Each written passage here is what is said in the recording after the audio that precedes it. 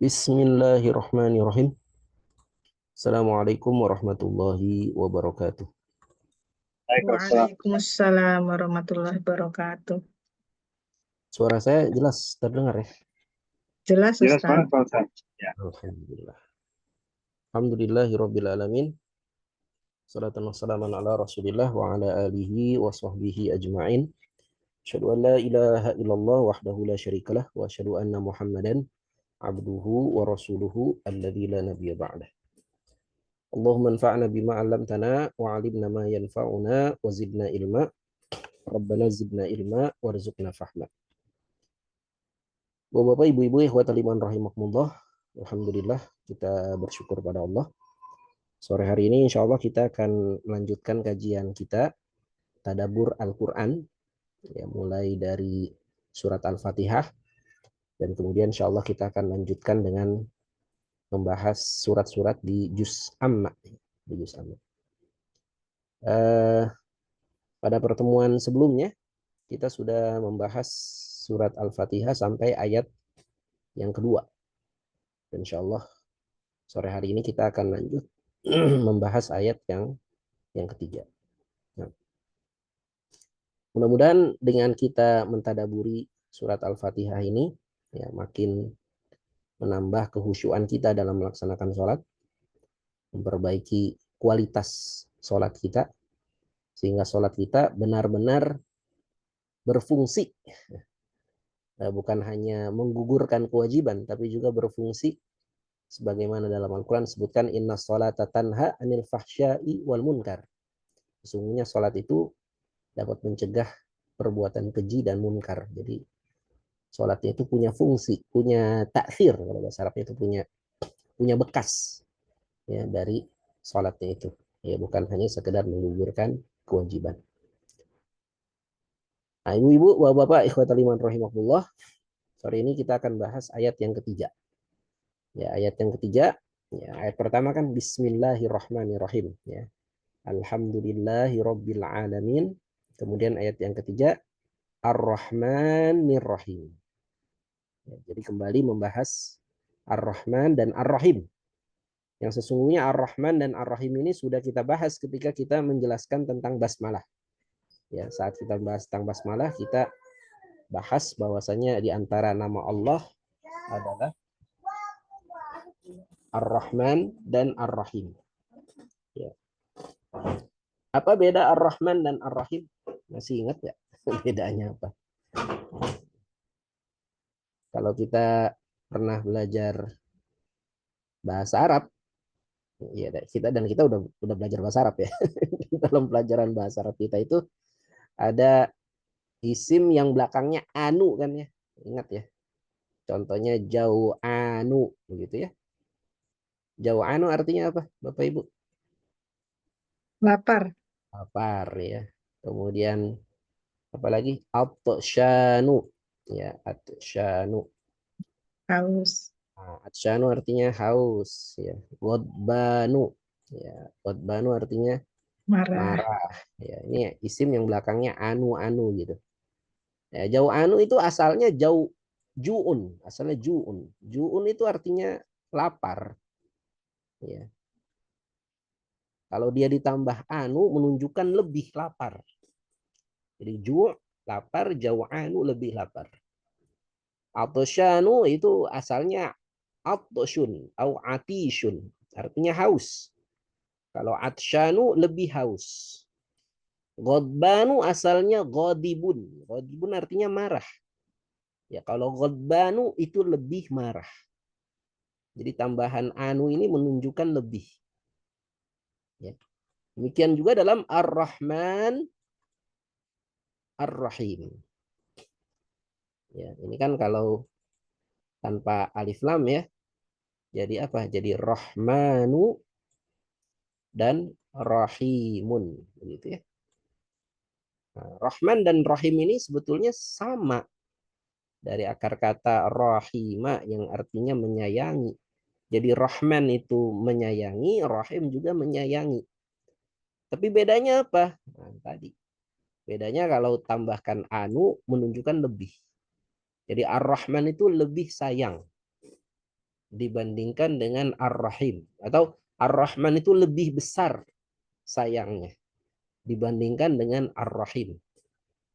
Ya, makanya saat kita membahas tentang Ar-Rahman Ar-Rahim dulu ya, di antara pemahaman atau penjelasan para ulama tentang Ar-Rahman itu adalah kasih sayang Allah yang tidak terbatas kepada seluruh makhluk. Siapapun makhluk tersebut, Allah sayang kepada makhluk tersebut. Baik itu makhluk beriman maupun nggak beriman, manusia beriman maupun manusia tidak beriman. Baik itu mukmin maupun kafir. Baik itu fasik maupun salih. Ya, semuanya Allah sayang. Ya. Ini berarti kasih sayang yang sangat besar. Kemudian kalau Ar-Rahim itu kasih sayang yang terbatas. Yang Allah Ta'ala menyayangi tidak semuanya. Tapi hanya sebatas orang-orang tertentu. Sehingga dijelaskan rahim itu maknanya adalah rahmat Allah, kasih sayang Allah hanya khusus kepada orang-orang beriman. Nah itu beda Rahman dan Rahim. Nah, intinya Rahman dan Rahim ini menunjukkan kasih sayang Allah gitu ya. Menunjukkan kasih sayang Allah. Ya. Dan di ayat ketiga ini Allah Subhanahu wa taala mengulang sifat kasih sayangnya itu. Sifat Ar-Rahman dan Ar-Rahim. Setelah di ayat kedua Allah berfirman, Alhamdulillahi Rabbil Alamin. Segala puji bagi Allah, Tuhan semesta alam. Bapak Ibu kalau kita mendengar ayat atau mendengar ungkapan, segala puji bagi Allah, Tuhan semesta alam. Yang terbayang dalam hati kita itu apa? Kebesaran Allah atau kasih sayang Allah? Kehebatan Allah atau lembutnya Allah? Kehebatan Allah. Terbayangkan kehebatan Allah. Segala puji bagi Allah, Tuhan semesta alam. Ini menunjukkan kehebatan Allah. Ya. Jadi memang sifat-sifat Allah itu yang kita tahu ada 99 atau sebetulnya lebih ya daripada 99. Para ulama mengklasifikasikan, mengkelompokkan sifat Allah yang 99 itu menjadi dua bagian. Ada sifat Allah yang menunjukkan jalaliyatullah, menunjukkan keagungan Allah, kehebatan Allah, kebesaran Allah. Seperti tadi, Allah Rabbul Alamin, Allah Tuhan semesta alam. Ini menunjukkan keagungan, kebesaran Allah. Tapi ada juga sifat-sifat Allah yang menunjukkan jamaliyatullah. Jamaliyatullah itu maknanya keindahan Allah, kelembutan Allah. Jadi sifat-sifat seperti Ar-Rahman, Ar-Rahim, Al-Latif, kemudian Al-Khabir, Ra'ufun. Nah, itu Asy-Syakur itu menunjukkan kelembutan Allah. Ya. Dan Allah Subhanahu wa taala ya sering menyandingkan antara sifat keagungannya dengan sifat keindahannya. Jadi sesudah di ayat 2 Allah Ta'ala menyebutkan keagungan Allah. Allah itu penguasa alam semesta. Maka di ayat ketiga Allah menjelaskan bahwa Allah Ta'ala selain agung, besar, maha kuasa. Allah juga pengasih dan penyayang. Allah juga lembut. Allah juga penyantun. Allah juga indah. Ya. Inilah yang dikatakan oleh Imam Al-Qurtubi. Imam Al-Qurtubi mengatakan bahwasanya Allah Ta'ala menyebutkan sifat Ar-Rahman dan Ar-Rahim untuk dirinya setelah menyebutkan firman Alhamdulillahi Rabbil Alamin sebagai bentuk pemberian kabar gembira setelah adanya pemberian peringatan. Jadi sesudah diingatkan, kalian itu nggak punya apa-apa, segala sesuatu ini milik Allah. Allahu Rabbul Alamin, Allah ini penguasa alam semesta. Ya. Kalian itu tidak memiliki apa-apa. Ya. Maka sesudah Allah Ta'ala menyebutkan bahwa Allah itu maha agung, Allah Ta'ala kemudian menyambung bahwa Allah juga punya sifat lembutnya, yaitu punya sifat kasih sayang. Allah memberitahukan bahwa ada kabar gembira. Sebagaimana dalam ayat yang lain, misalnya Allah Ta'ala berfirman, Nabi ibadi anni anal ghafurur rahim. Kabarkanlah kepada hamba-hambaku bahwa sesungguhnya aku ini adalah Allah yang maha pengampun lagi maha penyayang. Tapi ayat ini nggak selesai, ada lanjutannya. Wa anna adzabi huwal adzabul alim. Dan sesungguhnya azabku adalah azab yang pedih. Apa sudah?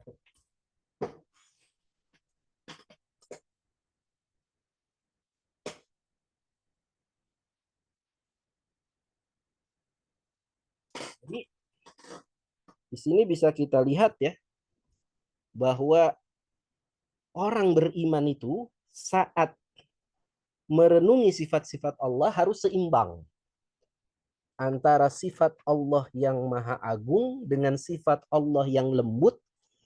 Kedua-duanya harus diimani secara seimbang. Antara sifat Allah yang maha perkasa dengan Allah yang maha indah ini harus diimani secara seimbang. Ya, kalau kita hanya berhenti kepada ayat-ayat yang menunjukkan bahwa Allah itu maha agung saja, maha perkasa saja, tapi tidak melanjutkan dengan membaca ayat-ayat yang menjelaskan bahwa Allah itu maha lembut, maha indah, maka kita akan beranggapan Allah itu keras betul gitu. Ya kan? Akhirnya seseorang itu akan putus asa, tidak mau bertaubat.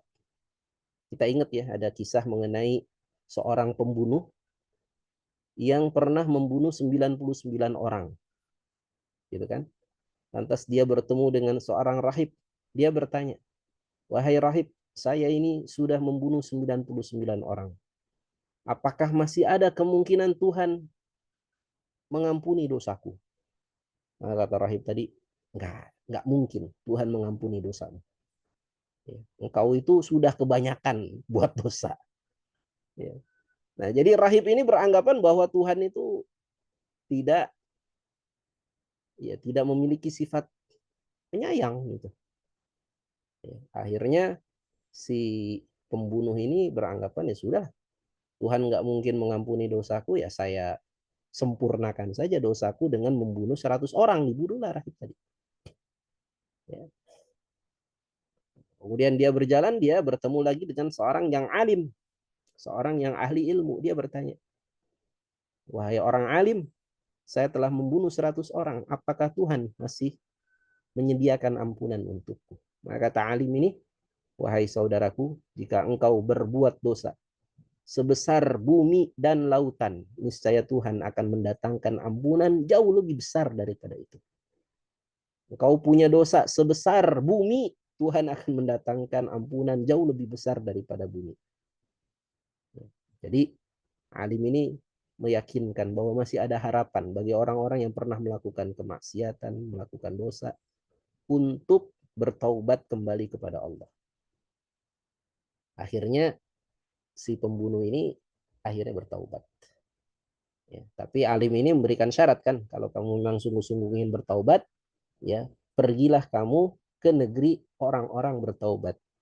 Ya jangan tinggal di negerimu ini, kamu pindah ke Darul Hijrah, ke negeri orang-orang yang sudah hijrah, sudah bertaubat. Ganti lingkunganmu itu. Akhirnya dia pergi, ya di tengah jalan dia mati. Nah, ketika dia mati, maka malaikat pencatat amal berselisih. Orang ini dimasukkan ke surga atau masuk ke neraka. Ya, karena orang ini belum sempat bertaubat, maksudnya belum sempat bertaubat sungguh-sungguh, dia belum sampai ke negeri hijrah. Dia masih dalam perjalanan menuju hijrah. Ya. Maka kata Allah, ukur berapa jaraknya. Lebih dekat kemana? Ke negeri asalnya tempat dia banyak bermaksiat atau ke negeri hijrah. Maka setelah diukur ternyata lebih dekat ke negeri hijrah. Jadi harus seimbang gitu. Membayangkan Allah Subhanahu wa taala ya, dalam sifat dan asma-Nya kita harus seimbang antara keagungan Allah, antara kebesaran Allah dengan sifat keindahan Allah. Ya, jadi perhatikan ayat ini tadi ya, surat Al-Hijr ayat 49 sampai 50, Allah berfirman, Nabi ibadi anni anal ghafurur rahim. Beritahukanlah kepada hamba-hambaku, aku ini maha pengampun lagi maha penyayang. Tapi sesudah itu Allah menyebutkan, wa anna adzabi huwal adzabul alim. Sesungguhnya azabku adalah azab yang pedih. Artinya jangan berhenti pada Ghafurur Rahim saja. Nanti kalau berhenti pada Ghafurur Rahim saja, seseorang juga akan meremehkan dosa. Ah, udahlah nggak apa-apa, saya berdosa. Nanti Allah ampuni kok. Ya. Ya, apa ada jaminan dia akan hidup besok hari, kan belum tentu. Bisa jadi ketika dia sedang melakukan dosa, Allah cabut nyawanya. Nggak sempat dia bertaubat.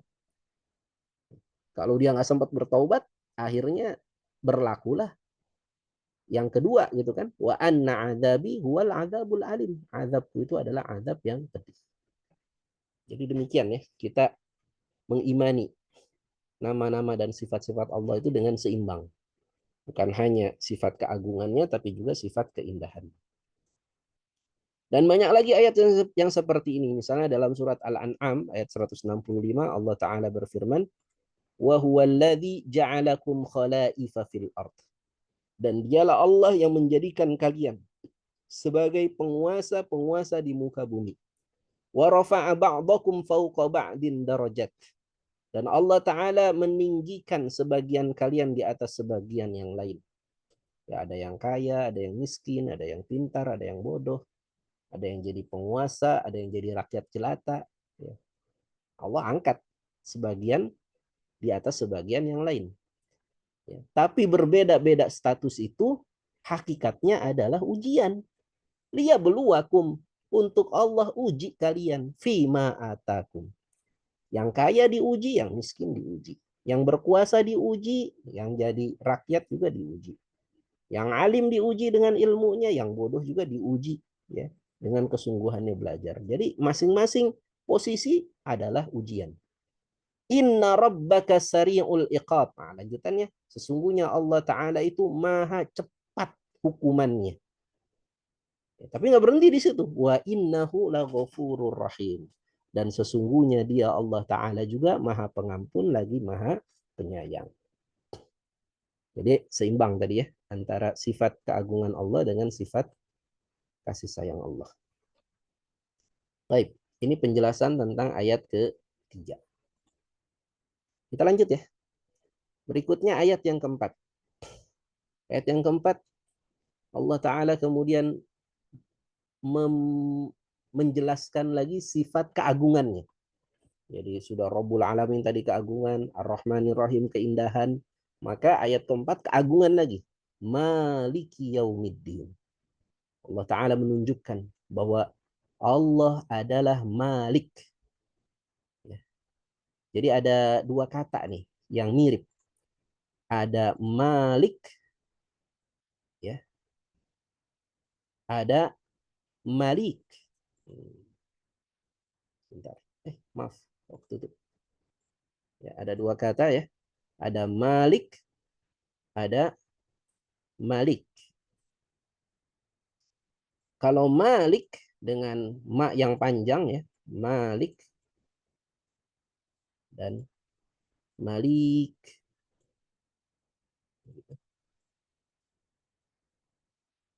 Kalau Malik, tutup lagi. Kalau Malik yang panjang itu berarti penguasa dan pemilik. Sedangkan Malik ya, atau ya-nya panjang ya, Malik atau Malik itu artinya raja dan pengatur. Ya. Malik itu berasal dari kata al-milku. Artinya memiliki. Sedangkan Malik atau Malik itu berasal dari kata al-mulku, kerajaan. Jadi Malik itu penguasa dan pemilik, sedangkan Malik itu adalah pengatur. Ya, ngatur saja Malik itu. Ya. Maka Malik itu berarti pemilik. Sedangkan Malik itu berarti yang mengatur. Bisa dibedakan ya? Ya, Malik itu pemilik, sedangkan Malik itu pengatur. Dan di dalam ayat Al-Quran Allah Ta'ala gunakan dua ungkapan ini. Kadang Allah gunakan kata Malik, kadang juga Allah gunakan kata Malik. Maknya tidak panjang. Dalam surat An-Nas Allah berfirman Malikin Nas. Maknya nggak panjang ya. Itu artinya apa? Allah lah yang mengatur. Ya. Tapi dalam surat Al-Fatihah Allah gunakan Malik. Allah lah sang pemilik. Ya. Karena Allah Ta'ala gunakan dua ungkapan tadi, Malik dan Malik, ini berarti Allah adalah pemilik, penguasa, sekaligus juga yang memerintah dan yang mengatur. Karena ada orang memiliki, menguasai, tapi tidak mengatur. Ada? Ada nggak? Ada. Dia memiliki, menguasai. Raja-raja dalam sistem monarki itu ya, itu kan dia memiliki itu. Ya. Kerajaan Inggris yang punya siapa? Ya Raja Inggris sekarang. Tapi apakah Raja Inggris memerintah, mengatur? Enggak. Dia hanya memiliki saja. Tapi dia tidak mengatur. Dia tidak memerintah. Dia tidak mengurus. Mungkin juga ada orang yang punya rumah. Dia punya rumah. Tapi dia nggak ngatur isi rumah itu.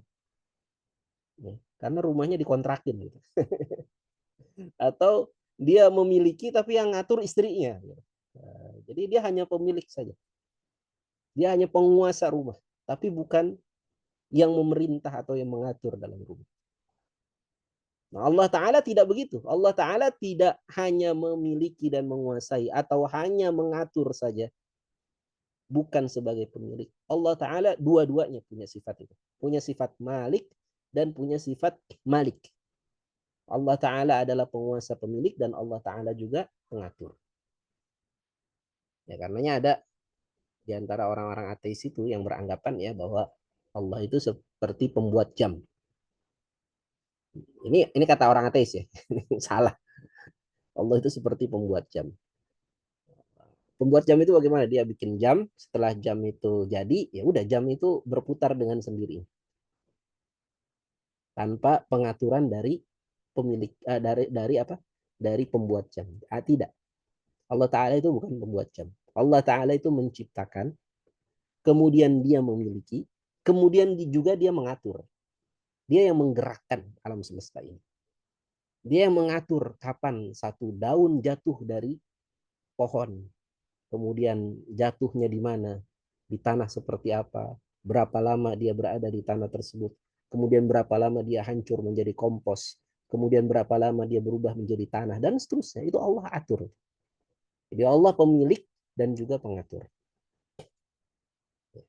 Dan di ayat ini Allah Ta'ala menyebutkan Allah adalah Malik Yaumiddin. Allah adalah pemilik hari ad-din. Ya, pemilik hari ad-din. Ya, pemilik hari agama. Din kan agama ya.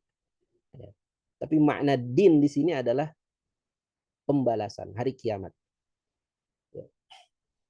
Kepemilikan Allah terhadap hari kiamat bukan berarti menafikan Allah tidak memiliki hal yang lain, tidak.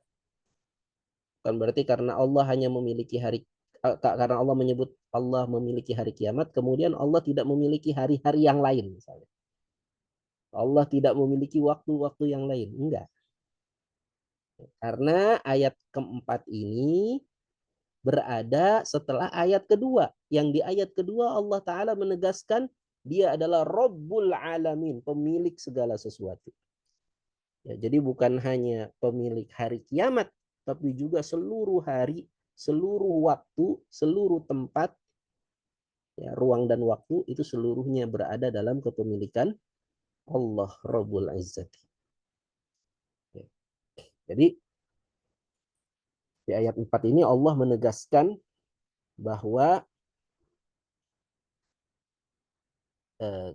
Allah memiliki hari kiamat yang hari kiamat ini tidak ada pemiliknya kecuali Allah. Ya. Karena kalau hal yang lain bisa saja itu dimiliki oleh selain Allah. Misalnya ya, Indonesia itu ada pemiliknya selain Allah. Ya. Atau ada anggapan, walaupun sebetulnya dia nggak memiliki ya. Ada anggapan ada pemiliknya selain Allah. Ya. Ada yang mengatur selain Allah. Itu anggapannya sebetulnya ya. Walaupun pada hakikatnya ya semua segala sesuatu itu milik Allah. Tapi hari kiamat kan nggak ada yang mengklaim bahwa hari kiamat itu miliknya seseorang. Nggak ada. Satu-satunya yang mengklaim bahwa hari kiamat itu miliknya adalah Allah Ta'ala. Allah Ta'ala mengklaim hari kiamat ini adalah milik Allah. Harinya Allah. Setelah Allah Ta'ala menegaskan bahwa dia juga memiliki al-alamin, segala sesuatu. Nah, sekarang pertanyaannya apa yang dimaksud dengan yaumuddin? Apa makna din? Ad-din maknanya adalah al-jaza wal hisab. Makna ad-din artinya adalah jaza balasan wal hisab dan perhitungan. Itu makna din. Ya, jadi ad-din di sini maknanya bukan agama ya, tapi balasan dan hisab. Karenanya ketika kita membaca ayat apa itu? Ara'aital ladzi yukadzibu biddin. Surat apa? Surat Al-Maun ya. Ara'aital ladzi yukadzibu biddin. Tidakkah kau lihat orang yang mendustakan ad-din? Ad-din di situ kita terjemahkan apa? Jangan terjemahkan agama. Itu bahaya. Kalau kita terjemahkan agama berarti orang yang menghardik anak yatim kita anggap kafir itu. Padzalikal ladzi yad'ul yatim wa la yahuddu 'ala ta'amil miskin. Orang yang enggak mau beri makan orang miskin berarti kafir dia. Ya karena kan mendustakan agama, kita terjemahkan mendustakan agama. Salah. Tapi yang dimaksud ad-din dalam surat Al-Maun sama dengan ad-din yang dimaksud di dalam surat Al-Fatihah. Ad-din di sini maknanya adalah hari kiamat. Ya, hari pembalasan dan hari perhitungan. Jadi kita maknai tadi ya, ara'aital ladzi yukadzibu biddin, tahukah kamu orang yang mendustakan hari kiamat? Orang kalau mendustakan hari kiamat apa yang terjadi pada dirinya? Dia akan berbuat sewenang-wenang, dia akan berbuat semena-mena, dia tidak mau berbuat baik. Ya. Karena dia beranggapan ya saya bisa terbebas dari hukuman di dunia, saya bisa bayar pengacara, saya bisa apa namanya? Ya menyogok aparat hukum misalnya ya, naudzubillah min dzalik. Ya. Sehingga dia akan berbuat semena-mena. Orang-orang yang melakukan kezaliman itu hakikatnya adalah dia mendustakan hari kiamat, mendustakan hari pembalasan. Dia beranggapan nggak ada itu hari pembalasan. Sehingga ya mudah saja bagi dia untuk menzolimi orang lain. Ya, jadi akan buruk akhlak seseorang ya ketika dia mendustakan hari kiamat. Makanya orang yang mendustakan hari kiamat jadi gimana tuh?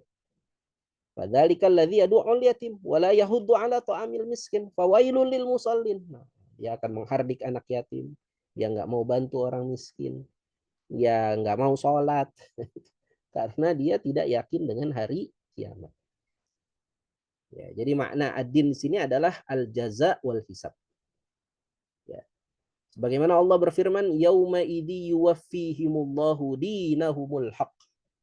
Pada hari itulah Allah Ta'ala akan memberikan balasan kepada mereka dinahumul haq, dengan balasan yang setimpal, dengan balasan yang benar. Jadi din di sini maknanya apa? Balasan, bukan agama mereka yang benar, bukan ya. Nah, din di sini maknanya adalah balasan. Dalam surat As-Saffat Allah berfirman, "A'inna lamadinun." A'inna lamadinun. Apakah sungguh kita ini benar-benar akan diberikan pembalasan? Itu juga dari kata din yang artinya pembalasan. Dalam hadis Nabi SAW bersabda, al-kayyisu man dana nafsahu wa amila lima ba'dal maut. Orang yang pandai adalah orang yang melakukan perhitungan kepada dirinya. Dia mengevaluasi dirinya. Wa amila lima ba'dal maut. Dan orang yang mampu beramal, mempersiapkan diri untuk hal yang akan ia alami setelah kematian. Itulah orang yang kayis, orang yang cerdas.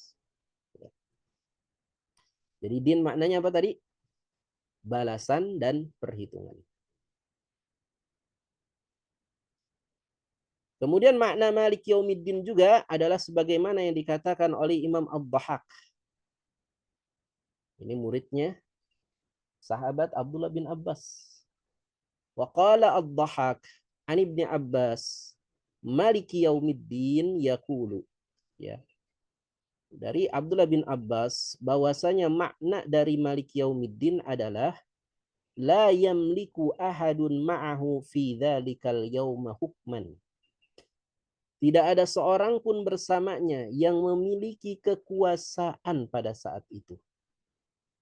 Kamil kihim fid dunya, sebagaimana penguasaan mereka saat mereka masih hidup di dunia. Jadi kalau di hari selain hari kiamat ada orang yang menyebut dirinya itu sebagai penguasa, sebagai raja. Ya, tapi kalau di hari kiamat nggak ada lagi itu raja. Ya. Di hari kiamat maliknya itu cuma satu, rajanya, penguasanya itu hanya satu, yaitu Allah Ta'ala. Wa qala wa yaumuddin yaumul hisab. Dan dikatakan juga bahwa hari ad-din itu adalah hari pembalasan lil khalaik, bagi setiap makhluk. Wa huwa yaumul qiyamah, dan itu adalah hari kiamat. Yudinuhum bi'amalihim, mereka akan dibalas sesuai dengan amal perbuatan mereka. In khairan fa khairun, apabila amalnya baik maka kebaikanlah yang akan ia dapatkan. Wa inna syarran fa syarrun, dan apabila keburukan yang ia lakukan maka keburukan pula yang akan ia terima. Illa man afa anhu, kecuali orang-orang yang mendapatkan afwa, mendapatkan ampunan dari Allah Subhanahu wa taala. Dia melakukan keburukan tapi ternyata tidak Allah balas dengan keburukan. Karena apa? Karena Allah berikan kepadanya ampunan. Mudah-mudahan kita termasuk dalam kelompok yang Allah ampuni tadi. Ya, ampuni dosa-dosa kita sehingga tidak berpengaruh keburukan itu menjadi keburukan lagi pada diri kita. Nah, ini makna Malik Yaumiddin. Kemudian di antara dalil yang menunjukkan bahwa Allah adalah satu-satunya pemilik, pengatur pada hari kiamat adalah di surat Al-Mu'min ayat ke-16. Limanil mulkul yaum. Allah Ta'ala bertanya, milik siapakah kekuasaan pada hari itu? Ini pertanyaan retoris ya. Pertanyaan yang menggugah manusia. Pertanyaan bukan untuk dijawab, karena jawabannya Allah jawab sendiri. Lillahil wahidil qahhar. Hari itu yang memiliki kekuasaan hanyalah Allah. Al-Wahid, satu-satunya yang Maha Esa. Al-Qahhar, yang Maha mengalahkan. Kemudian di ayat yang lain Allah berfirman, Al-mulku yawma idinil haqqu lirrahman. Kekuasaan pada hari itu benar-benar hanya milik Allah Ar-Rahman. Wa kana yawman 'alal kafirina 'asira. Dan pada hari itu merupakan hari asira. Asira itu hari yang sukar. Bagi siapa? 'Alal kafirin, atas orang-orang kafir. Orang-orang kafir akan mengalami kesukaran, kesulitan di hari itu. Di hari yang lain mungkin mereka tidak susah, tidak sukar, tidak sulit hidupnya. Mungkin mereka senang, mungkin mereka berpesta pora, mungkin mereka bergelimang dengan ya kekayaan, dengan kemewahan. Ya.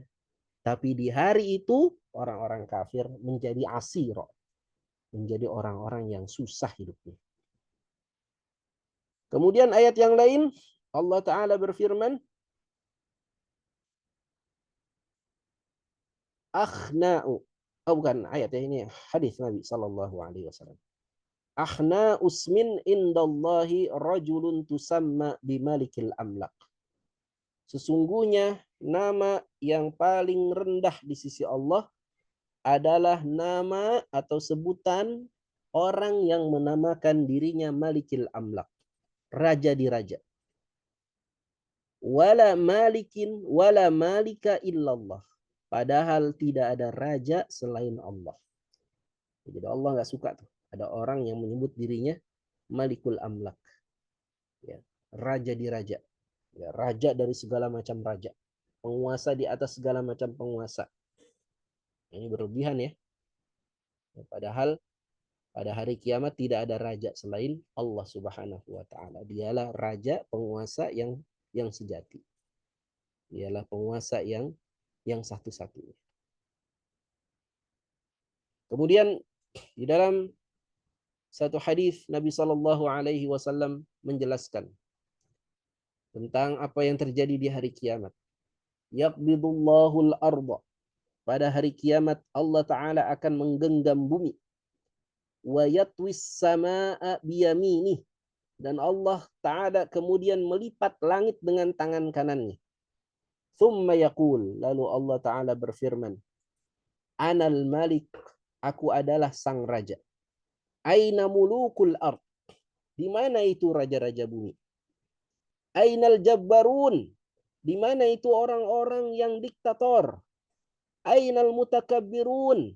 Di mana itu orang-orang yang angkuh, yang sering sombong, sering flexing, sering pamer, ya, mutakabbirun. Ya. Allah Ta'ala menyebutkan ya bahwa dialah satu-satunya Al-Malik. Dialah satu-satunya penguasa. Dalam surat An-Naba Allah Ta'ala berfirman, Yauma yaqumur ruhu wal malaikatu saffa. Pada hari itu, ruh dan para malaikat berdiri berbaris-baris. Ruh di sini maksudnya apa? Sebutan untuk malaikat Jibril. Ya, malaikat Jibril dan seluruh malaikat yang lain akan berdiri berbaris. La yatakallamuna, mereka tidak akan berbicara. Illa man adzina lahur rahman, kecuali yang diizinkan berbicara oleh Ar-Rahman, oleh Allah Ta'ala yang maha pemurah, maha pengasih. Wa qala shawaba, dan apabila diizinkan untuk bicara, pasti ia akan bicara dengan benar. Nggak ada lagi yang bisa berdusta. Nggak ada lagi yang bisa berkelit. Nggak ada lagi yang bisa negosiasi di hari kiamat itu. Semuanya akan berjalan dengan jujur, ya. Berbicara dengan jujur. Wa khasha'atil aswatu lirrahman. Ya. Dan pada hari itu akan merendahlah semua suara untuk Allah Ar-Rahman. Enggak ada yang berani ngomong tuh. Ya, fala tasma'u illa hamsa. Maka tidak akan terdengar kecuali hanya bisikan saja. Ya, kita bayangkan ya. Kita kalau ada apel gitu di depan kita ada pejabat, ya mungkin ya janganlah presiden, misalnya wali kota ya, atau gubernur aja, apel bareng gubernur. Ada nggak orang yang berani ngobrol gitu depan gubernur? Ada. Ini baru gubernur ya, baru wali kota. Ini di hadapannya Allah Subhanahu wa Ta'ala, pemilik langit dan bumi. Berdiri kita seluruhnya berbaris-baris. Maka kita nggak akan berani untuk mengucapkan sesuatu. Ya, kalaulah kita mau mengucapkan, kita akan mengucapkannya hamsa, ya, dengan berbisik. Yauma ya'ti la takallamu nafsun illa biidnih. Pada hari itu tidak ada seorang pun yang berbicara kecuali dengan izinnya. Faminhum syaqiyyu wa sa'id. Maka di antara mereka ada yang syaqi, ada yang celaka di hari itu, wa sa'id, dan ada pula yang berbahagia. Kita berdoa kepada Allah, semoga Allah lindungi kita agar tidak menjadi orang-orang yang celaka pada hari itu. Dan kita mohon pada Allah, semoga Allah Ta'ala jadikan kita orang-orang yang berbahagia di hari itu. Nah, itu ayat ke berapa tadi? Ayat keempat ya. Ayat keempat, Maliki Yaumiddin, maknanya apa tadi? Maknanya Allah adalah pemilik, penguasa, dan juga pengatur, ya, di hari kiamat. Karena Allah lah satu-satunya pengatur, nggak ada yang berani ngomong di hari itu. Nggak ada yang berani bicara. Ya. Semuanya atas izin Allah Subhanahu wa Ta'ala di hari itu. Kita lanjut ayat kelima ya. Ayat kelima. iyyaka na'budu wa iyyaka nasta'in. Ya, kelima ini Allah Ta'ala berfirman, iyyaka, hanya kepadamu. Ya, na'budu, kami menyembah, wa iyyaka, dan hanya kepadamu, nasta'in, kami minta pertolongan. Sini ada dua bagian. Bagian pertama beribadah dan bagian yang kedua meminta. Ya, jadi ada beribadah dan ada minta pertolongan. Ini berarti meminta itu setelah beribadah. Tunjukkan ibadah kita yang sungguh-sungguh, barulah kita minta. Ya, jadi jangan minta dulu, kemudian nggak beribadah. Jadi tunaikan kewajiban dulu, baru minta hak. Nah, ini kewajiban dan hak, begitu kan? Ya. Iyyaka na'budu, hanya kepadamu kami beribadah. Apa yang dimaksud dengan ibadah? Al-ibadatu fil lughati minadzillah. Yang dimaksud dengan ibadah secara bahasa adalah adzillah atau adzullah. Bisa dibaca di, bisa dibaca zu. Maknanya apa? Mudah dan taat. Ya. Yuqalu, dikatakan juga yang dimaksud dengan ibadah adalah tariqun mu'abbadun wa ba'irun mu'abbadun ay mudhallalun. Dikatakan pula yang dimaksud dengan tariq mu'abbad, jalan yang, ini secara bahasa ya, jalan yang mu'abbad, jalan yang beribadah. Maksudnya adalah jalan yang sudah dimudahkan, sudah diaspal. Kemudian kalau ada istilah ba'irun mu'abbad, unta yang dijinakkan, itu berarti ini unta yang sudah tidak liar, sudah dilatih. Ya, au mudallal, atau unta itu mudah dinaiki. Jadi makna zillah itu tadi ya, mudah dan taat. Ini secara bahasa. Jadi kalau ada istilah tadi ya, jalan yang mudah, maksudnya jalan yang sudah dimudahkan, sudah diaspal, sudah diperbaiki. Wa fi syar'i, sedangkan secara syariat yang dimaksud dengan ibadah adalah ibaratun, satu ungkapan, amma yajma'u kalamil mahabbah, kamalal mahabbah wal khudu'i wal khaufi. Secara syariat yang dimaksud dengan ibadah adalah segala sesuatu yang menunjukkan sikap sebagai hasil dari kesempurnaan. Kamal itu kesempurnaan. Kesempurnaan cinta, kesempurnaan tunduk, dan kesempurnaan rasa takut. Jadi ibadah itu adalah ungkapan yang menunjukkan kita itu cinta, tunduk, dan takut. Itu ibadah. Bentuk ibadahnya nanti macam-macam. Ya, ada sholat, ada sujud, ada tawaf, ada ruku. Itu semua bentuk ibadah. Ya. Ada memberi. Itu bentuk ibadah. Nah, di sini ada beberapa faidah. Didahulukan objek iyyaka daripada subjeknya. Hanya kepadamu. Objeknya duluan kan? Hanya kepadamu. Kemudian pelakunya na'budu, kami menyembah. Ayat ini objek didahulukan, hanya kepadamu. Baru kemudian subjeknya disebutkan, kami menyembah. Dan diulangi penyebutan objeknya itu di ayat ini. Hanya kepadamu kami menyembah dan hanya kepadamu kami mohon pertolongan. Padahal kan bisa aja ya, objeknya disebut sekali aja gitu. Iyyaka na'budu wa nasta'in. Boleh nggak begitu? Boleh.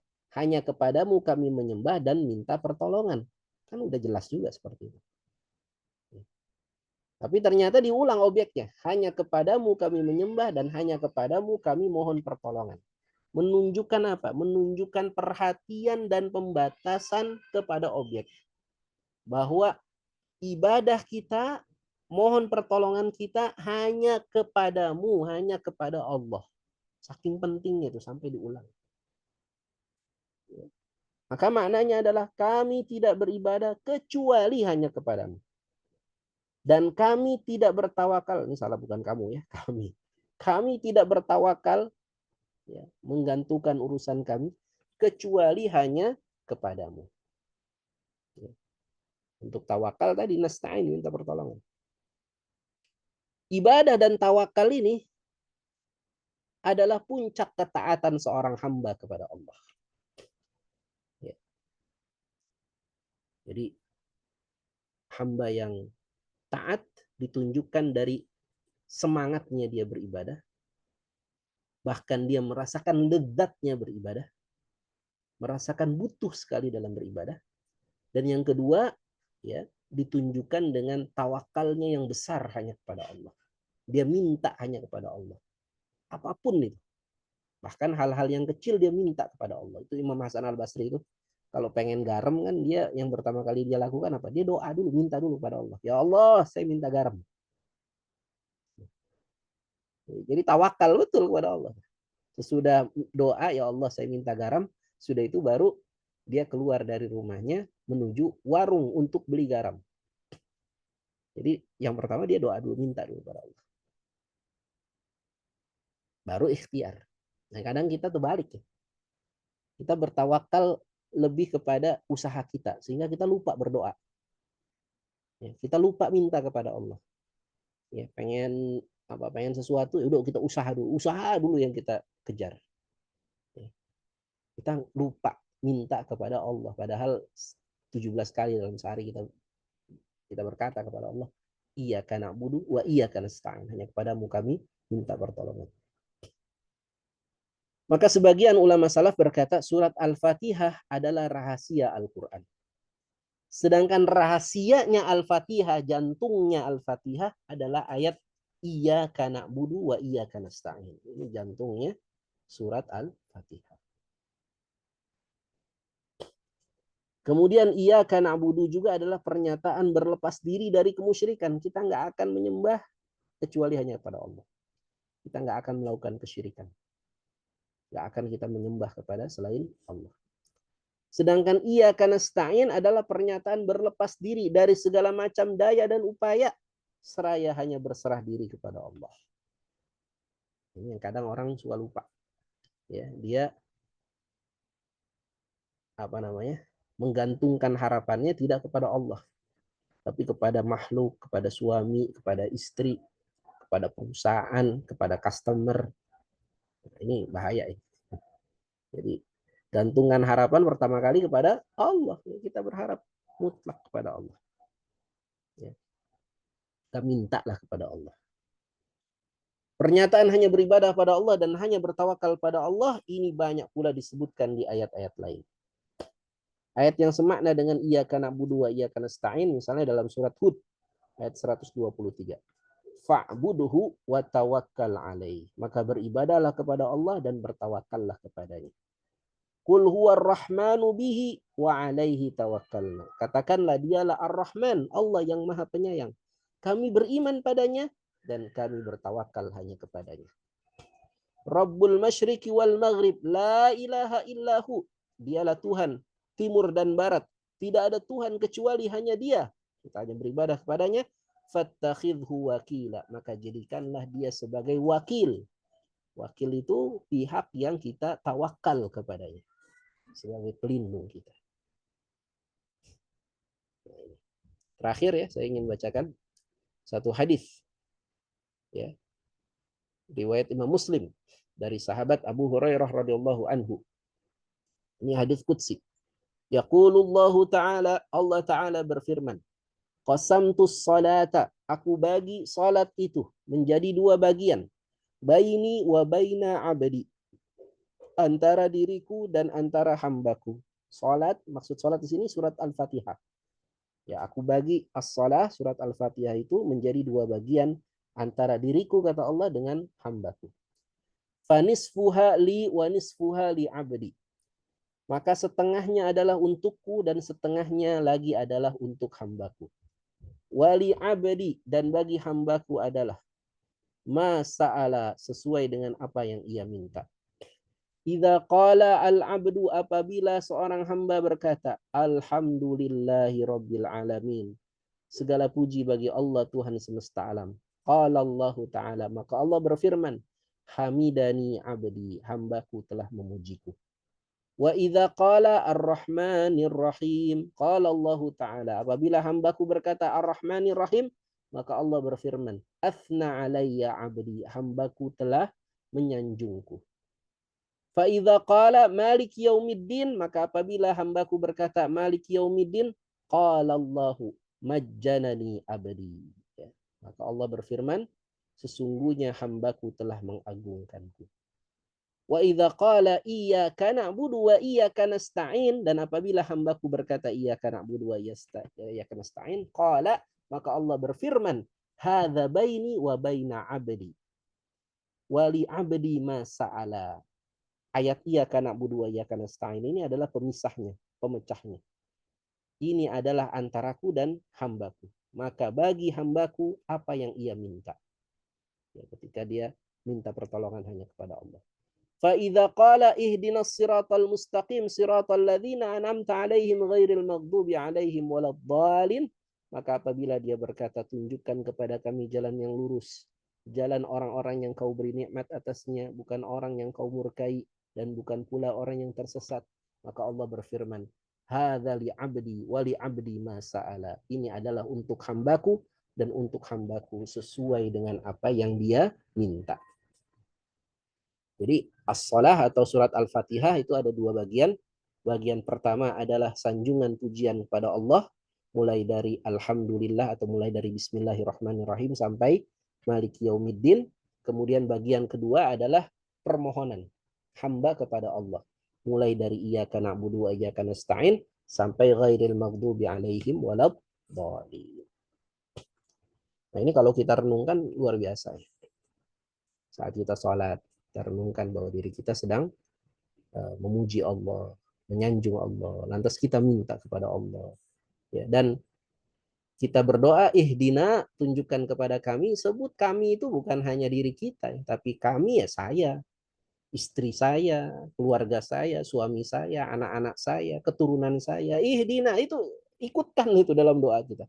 Tunjukkan kepada kami jalan yang lurus. Nah, ini masih panjang sebetulnya. Iyyaka na'budu wa iyyaka nasta'in nih. Tapi kita cukupkan dulu karena waktunya sudah mau habis. Iya. Ya Pak Ustadz. Ada yang mau tanya mungkin ya? Yang mau ditanyakan silakan. Ya. Teman-teman mau tanya silakan. Kalau belum ada Pak Ustadz, saya nanya dulu Pak Ustadz ya. Boleh Pak. Ya, ini tentang hari apa namanya? Hari Din ya, Ad-Din ya, hari pengadilan apa namanya? Pembalasan dan hisab ya, perhitungan. Ya, setelah itu kan nanti setelah dihitung baru ada masuk neraka ya Pak Ustadz ya. Hanya kok dalam apa namanya kabar-kabar yang kami peroleh kok sudah ada yang udah masuk neraka duluan gitu ya Pak ya. Contohnya seperti sewaktu Nabi Muhammad pergi ke mana? Isra Miraj. Nah, itu ternyata sudah ada yang di dalam neraka. Nah, itu gimana ya Pak Ustadz? Sebetulnya nerakanya sudah dimulai apa belum ya Pak Ustadz ya? Itu Pak Ustadz pertanyaan. Makasih Pak. Ya. Nabi SAW melihat neraka di waktu Isra dan Mi'raj itu adalah bagian dari kekuasaan Allah, yang Allah menggenggam ruang dan waktu. Ya, jadi Nabi diperlihatkan masa depan. Ya, jadi bukan saat ini nerakanya udah terisi, belum ya, nerakanya belum terisi saat ini. Kalau bicara saat ini, maka nerakanya belum terisi saat ini. Apakah neraka sudah diciptakan? Ya, sudah diciptakan. Apakah surga sudah diciptakan? Ya, sudah diciptakan. Tapi apakah neraka sudah terisi? Hari ini ya belum terisi. Ya, karena hari kiamat belum terjadi.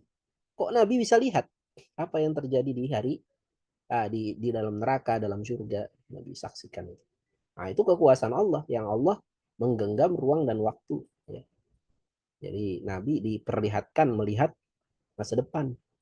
Nah, itu bisa aja. Sangat mudah bagi Allah. Begitu Pak. Oh ya ya. Ya, terima kasih Pak Ustadz penjelasannya. Jadi paham ya. Nah, jadi Jadi nanti neraka ada masanya dihidupkan, baru masanya perhitungan, baru siapa yang harus masuk ya. Makasih Pak Ustaz. Iya. Oke, teman-teman ada yang mau ini bertanya silahkan.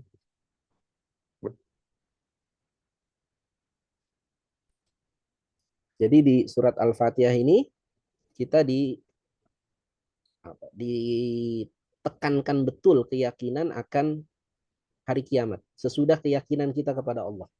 Tadi kan Bismillahirrahmanirrahim itu kan keyakinan kita kepada Allah. Allah itu Maha Pengasih, Maha Penyayang. Alhamdulillahirabbil alamin. Juga keyakinan kepada Allah. Allah itu memiliki segala sesuatu. Allah itu segala puji hanya milik Allah. Ar-Rahmanir-Rahim.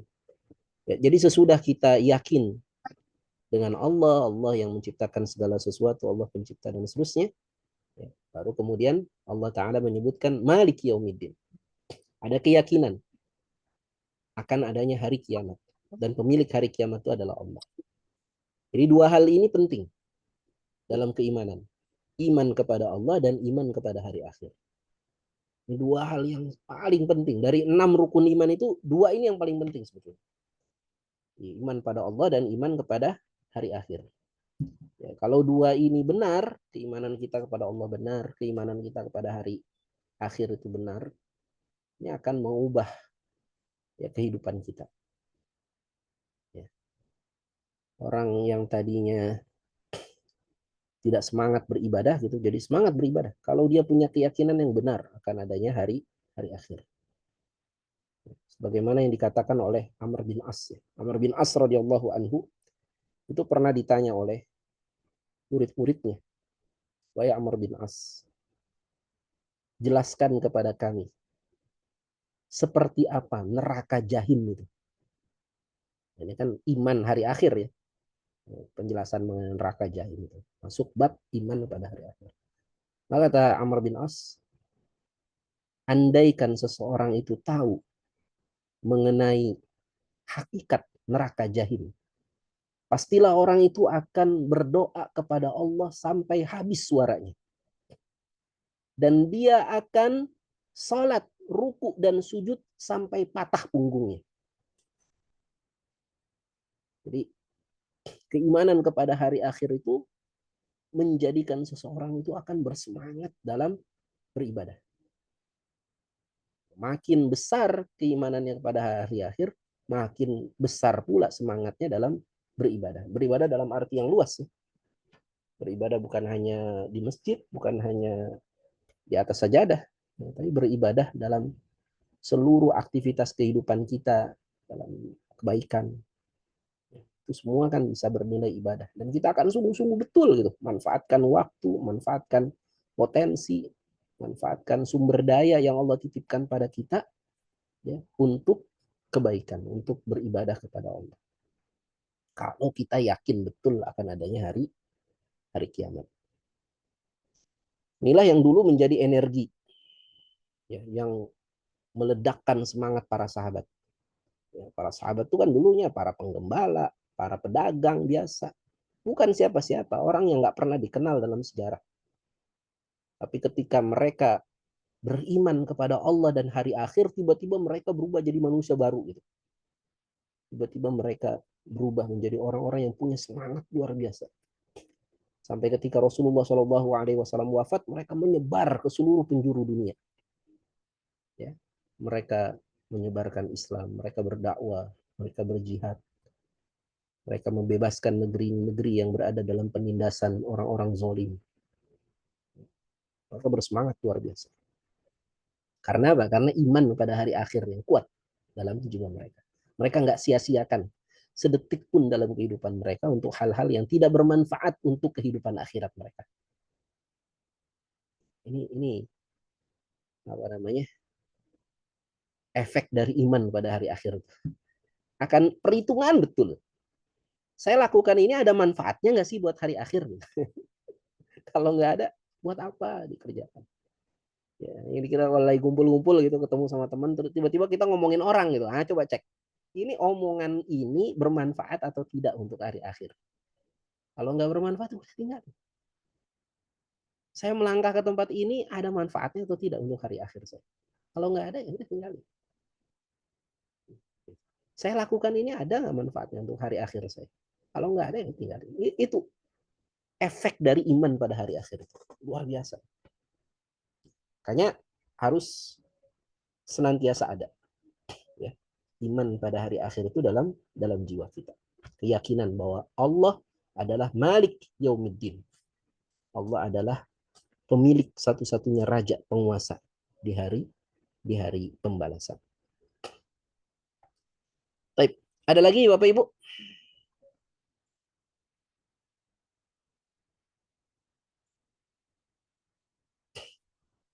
Tidak ada. Kalau tidak ada, kita cukupkan. Mudah-mudahan bermanfaat. Karena saya juga mau berangkat ini, mau ngajar lagi di Bojonggede. Gimana, Pak Udi? Ya, Pak Ustadz, insya Allah terima kasih Pak Ustadz ini atas tausiahnya. Kita berdoa Pak Ustadz untuk mendoakan orang tua, guru-guru kita, maupun saudara-saudara, maupun rekan-rekan yang lagi yang dalam keadaan tidak sehat, dan juga terutama untuk kita-kita yang di sini Pak Ustadz. Mohon doanya, sudah itu mohon ditutup langsung ini Pak Ustadz. Terima kasih Pak Ustadz. Baik. Bismillahirrahmanirrahim. A'udzubillahi minasyaitonirrajim. Bismillahirrahmanirrahim. Allahumma salli ala Muhammad wa ala ali Muhammad kama shallaita ala Ibrahim wa ala ali Ibrahim. Wa barik ala Muhammad wa ala ali Muhammad kama barakta ala Ibrahim wa ala ali Ibrahim fil alamin innaka Hamidum Majid. Allahumma ighfir lil muslimina wal muslimat wal mu'minina wal mu'minat al ahya'i minhum wal amwat. Innaka sami'un qaribun mujibud da'wat ya qadiyal hajat. Ya Allah, di salah satu hari dari bulan yang haram ini ya Allah, bulan yang mulia ini, bulan Dzulhijjah, di penghujung hari di bulan Dzulhijjah ini ya Allah, yang kami yakin bahwa ini merupakan waktu-waktu istijabah doa. Kami mohon padamu ya Allah, sehatkanlah tubuh kami ya Allah, selamatkanlah agama kami ya Allah, tambahkanlah ilmu kami ya Allah, berkahilah harta kami ya Allah, lindungilah kami dari berbagai macam mara bahaya, baik di dunia maupun di akhirat ya Allah. Allahumma inna nas'aluka salamatan fid din, wa afiatan fil jasad, wa ziyadatan fil ilmi, wa barakatan fil rizqi, wa taubatan qabla al-maut, sempatkan kami bertaubat ya Allah. Wa rahmatan indal maut, berikan kasih sayangmu ya Allah saat kematian menjemput kami. Wa rahmatan indal maut, wa maghfiratan ba'dal maut, berikan ampunanmu saat kematian sudah menjemput kami. Allahumma hawin alaina fi sakaratil maut, ya Allah permudahkan kami saat menjalani sakaratul maut. Wan najata minan nar, selamatkan kami dari siksa api neraka. Wal afwa indal hisab, berikan ampunanmu saat hari perhitungan kelak. Allahumma la tada' lana dhanban illa ghafartah, ya Allah. Apabila ada di antara kami yang memiliki dosa, maka ampunilah dosa-dosa kami ya Allah. Wala dainan illa qadaitah.